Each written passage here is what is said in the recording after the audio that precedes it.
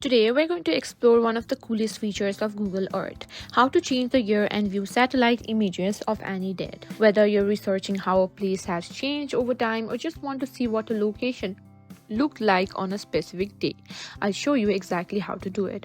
First, you need to open Google Earth. You can use the Google Earth desktop app or go to the Google Earth website if you're using the browser version.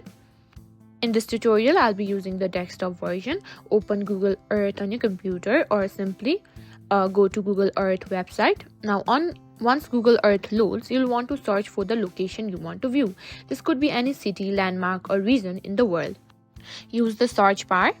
On the upper left corner, type the name of the location and hit enter.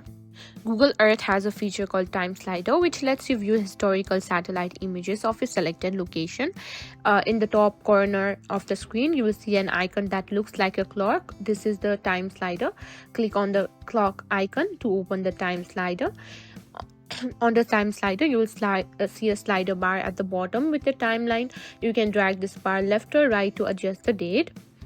And that's it. This is how you can simply change the year and view satellite imagery of any location in Google Earth.